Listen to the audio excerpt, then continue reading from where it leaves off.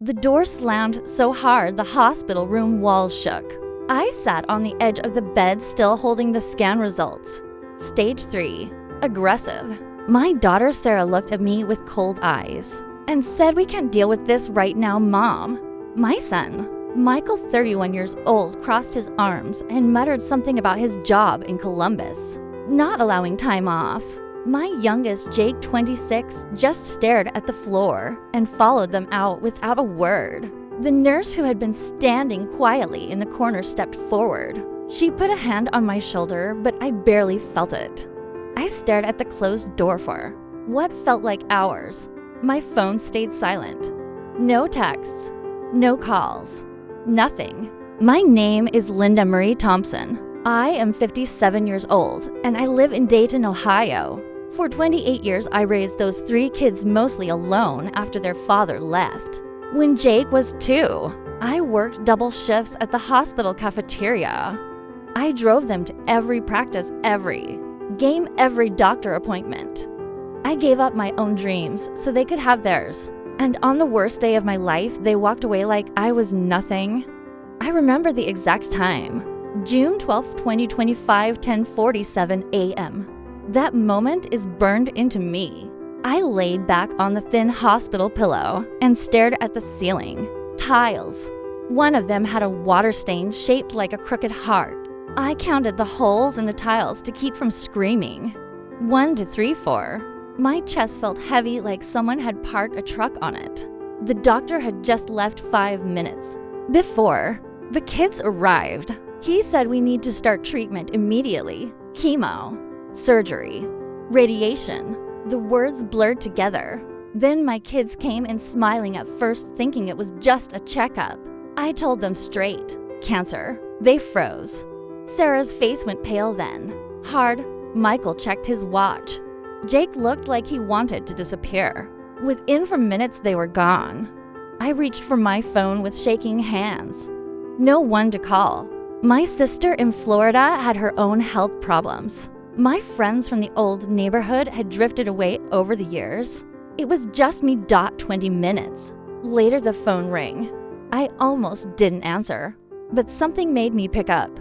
"Linda, this is Dr. Patel. I need you to come back to my office right away. There's been a mistake with the initial pathology report." My heart stopped. A mistake? Was it not cancer? Was it worse? I could barely speak. 20 minutes, Linda. I'll wait for you. I called a taxi because none of my kids offered to drive me. The driver was an older man who kept glancing at me in the rearview mirror. I must have looked like death. Dr. Patel's office smelled like fresh coffee and antiseptic. He closed the door behind me and sat down with a thick folder. "Linda, I am so sorry for the scare. The lab mixed up your samples with another patient. You do not have cancer." The room spun. I gripped the chair arms so hard my knuckles turned white. "You're telling me this was all a false positive?" "Not exactly false positive. The initial biopsy looked malignant, but the full genetic panel and second lab review show it is a rare benign tumor that mimics cancer. On scans, we caught it early enough that simple surgery will remove it completely. No chemo, no radiation. You are going to be okay." I started laughing and crying at the same time. The doctor handed me tissues.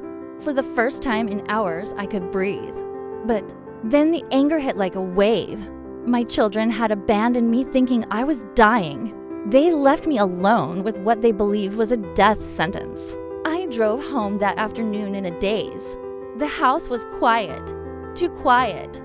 Photos of the kids smiled down from the walls. Sarah at her college graduation. Michael with his first big promotion at the insurance company. Jake at his high school football game. I took every single frame down and stacked them in a box. That night, I sat at the kitchen table with a notebook and started writing.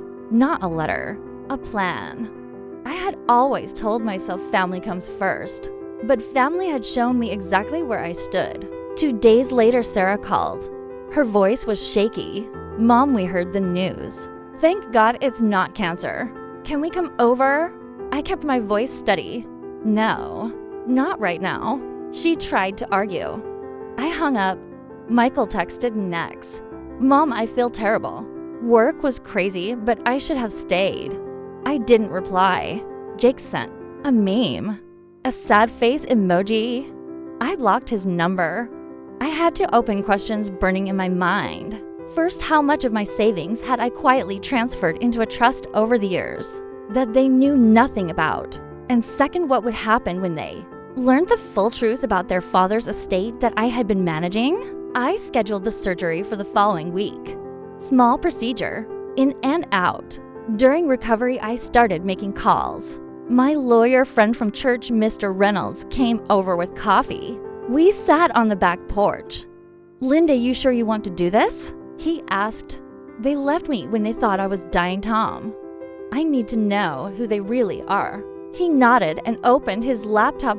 Over the next weeks, I made changes. The house that they all expected to inherit one day, I refinanced and put it into a revocable trust with strict conditions. The college funds I had maintained for their kids, redirected. The life insurance policy I had kept since they were little. Beneficiary changed to a women's cancer support charity in Dayton. Every step hurt, but it also felt right. By week 4, I was healing well. The scar was small and hidden. I looked in the mirror and saw a woman who had survived more than just a medical scare. Sarah showed up at my door unannounced on a Saturday. She had flowers, cheap ones from the grocery store. Asterisk, Mom, please. We were scared. We panicked. I let her in but didn't offer coffee. She sat on the couch where she used to do homework. You left me alone in that room, Sarah. I was 57 years old, hearing I might die, and you 3 walked out. Like it was an inconvenience. She cried. Real tears. But I had seen her fake. Tears before when she wanted the car keys as a teenager. Michael came next with his wife. They brought takeout. I ate quietly while they talked about how stressed they had been. Michael's big promotion was on the line. Sarah was planning her wedding. Jake was trying to get his startup off the ground. I listened to every excuse. Then, I stood up. I have something to show you. I pulled out the folder Mr. Reynolds had prepared. Over the years, I have been managing your father's estate. He left more than any of you knew. $280,000 in investments and property in his name that passed to me when he died last year. Their eyes widened. I was going to divide it equally. But after what happened in that hospital room, I have changed the trust. You each get $10,000. The rest goes to the Dayton Cancer Support Network and a scholarship fund for kids whose parents have cancer. Sarah gasped. Michael's face turned red. Jake looked like he had been slapped. You can't do that. Sarah shouted. I already did. The documents are signed and notarized. The argument lasted 20 minutes. They called me selfish. Heartless. They said I was punishing them for one bad moment. I stayed calm. One bad moment? That moment showed me exactly who you are. They left angry. Doors slammed again. But this time I didn't cry. Over the next months, the silence grew. Jake tried to apologize with a long text about finding himself. I read it twice, then deleted it. Michael's wife reached out asking if I would watch their kids for a weekend. I said no. Sarah posted passive-aggressive things on social media about ungrateful parents. I blocked her to . Then came the real test. 8 months after the diagnosis scare, my lawyer called. The trust was being challenged in court. My kids have found a lawyer willing to argue undue influence and emotional distress. I walked into that courtroom on a cold February morning wearing the same blue dress I wore to Sarah's high school graduation. I sat straight. Their lawyer painted me as bitter and vengeful. Mine showed the hospital records timestamped the exact minute they left the room. He played a quiet voice recording I had made on my phone that day of the empty hallway after they walked out. My sobs were clear. The judge listened.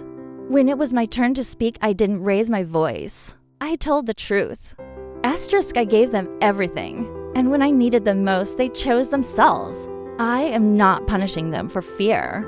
I am protecting what is left of my life. The judge ruled in my favor. The trust stood. Outside the courthouse, three kids stood together looking smaller than I remembered. Sarah tried one last time. Mom, we love you. We made a mistake. I looked at each of them. Love is shown in actions, not words after you get caught. I walked to my car and drove. Home alone, but not lonely. The house felt lighter. I started volunteering at the cancer center 3 days a week. I met women who had no family at all. I brought them coffee and sat with them during treatments. One evening, a young mother named Maria told me her own kids were distant. I shared my story without names. She cried and hugged me. That night, I sat on my porch with a cup of tea watching the sunset over Dayton. The sky was orange and pink. I thought about the woman I used to be, the one who would have forgiven anything just to keep the family together. Asterisk, she was gone. In her place was someone stronger, someone who finally chose herself. My kids still send occasional messages, birthdays, holidays. I reply politely but never warmly. The door is not completely closed, but it is guarded. I often wonder what would have happened if that doctor's call had been different. If I really had been facing the end, would they have come back only for the inheritance? I think I know the answer. But I am here, healthy, free, and that is the greatest revenge of all. What would you have done in my place? Would you have given them another chance or protected your peace? I read every single comment.